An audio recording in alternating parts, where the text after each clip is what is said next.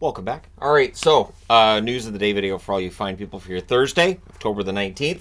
Starting off with some news with Vancouver. Demko's going to start tonight for the Vancouver Canucks, and Friedman may make his debut for the Canucks. Basically, the idea being that they have these team systems. If he can basically show that he knows the systems and understands his task out there, he will likely play tonight. He's seen as a game-time decision. The Vancouver Canucks, of course, realizing they've got a bit of an issue on the blue line, trying to fix it with that minor trade with Pittsburgh. And we'll see what Friedman does when he gets in, if that is tonight. DeBrincat, what a start for DeBrincat. 4 games in Detroit, 5 goals, 3 assists, 8 points. Life's pretty good for DeBrincat right now.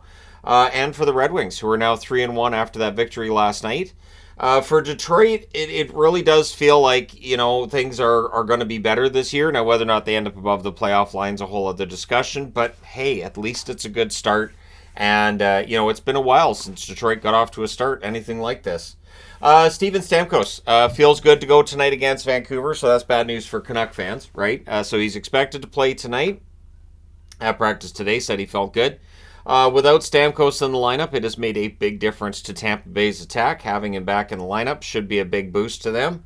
And, so all the best to them. Well, maybe not as a Canuck fan, but at the same time, when Vancouver goes to Tampa, it can get ugly, and it can get ugly quickly for Vancouver. So we'll see how things go tonight. With it being Demko, I haven't seen who's going for Tampa Bay. Probably Johansson, and we'll see how that all goes.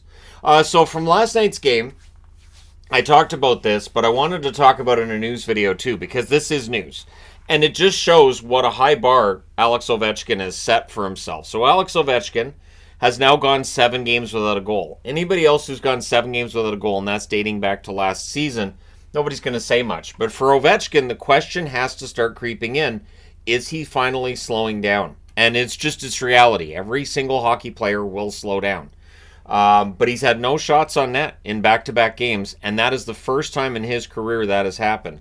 Now, my anticipation is that in their next game, he's going to get 7 or 8 shots, maybe a goal or 2.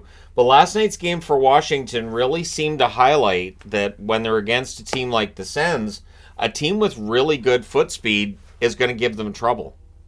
And, of course, in the East, you have Florida, you have Carolina, who are 2 of the best transition teams in the game. And, as I said, Ottawa's quite good. Buffalo's quite good in transition. The Islanders play a pretty good up-tempo style. It's going to make it difficult for the Capitals to turn this around if they can't keep up with other teams in terms of just skating speed, right? So, keeping an eye on Ovechkin and his chase of Gretzky.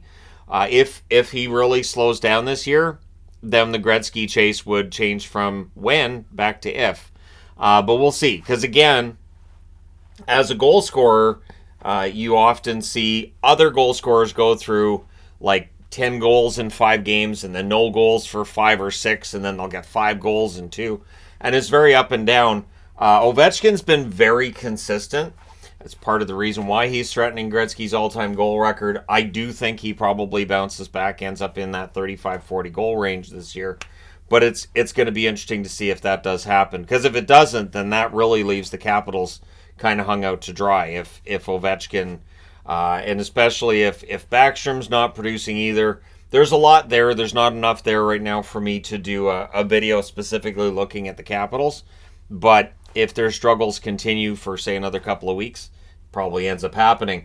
Craig Anderson has signed a 1-day contract to retire as a member of the Ottawa Senators, and that's great. Anderson absolutely should retire as a Senator. I would argue it's too bad he didn't just stay in Ottawa and retire as an Ottawa Senator in the first place. But at any rate, Craig Anderson, nice long career for him, and so he gets a chance to retire as a member of the team that he had some of his best seasons with. Caden Gooley is day-to-day for the Montreal Canadiens. It's an upper body injury. I've said this before with Gooley, but with the style of hockey he plays, there's going to be injuries. Defensive defensemen, it is not unusual for them to be on the shelf with injuries. Of course, famously, with Vancouver, Chris Tanev is one that we always knew, well, he's going to get hurt, but when he was in the lineup, he was great. And Gooley, there's sort of that same expectation. When he's in the lineup, he's going to be fantastic. but you're always going to be dealing with some form of an injury, just the way he plays the game. Leo Carlsson is set to debut tonight against Dallas. At least that's the reporting that's out there, is he should be off the injured list and in the lineup for tonight against Dallas.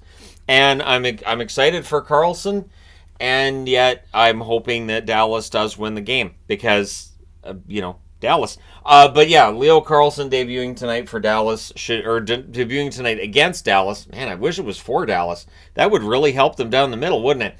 But anyways, Leo Carlsson debuts for the Ducks. This, of course, is a season where Bedard gets all this attention as like the big name rookie, but there's a lot of rookies this year who are generating a lot of interest. Luke Hughes in New Jersey is a good example. Adam Fantilli in Columbus. You got Carlsson here, Matthew Nyes in Toronto. There's a lot of excitement about this rookie class. We'll see how they live up to that excitement and how many games Carlsson plays. You're going to have the 9-game mark, and then you're going to have the half-season mark where you're burning a year towards unrestricted free agency. And if any of that went over your head, don't worry. Once we get closer to that midway mark, I usually talk more in videos about how all the contracts work and why players get sent down at certain points by general managers. Colin Miller got hurt at practice just before I started this video up. Sounds like he crashed into the boards. His leg/knee injury. Amanda Stein reporting that he exited practice, and so we'll see whether or not he misses any time for New Jersey.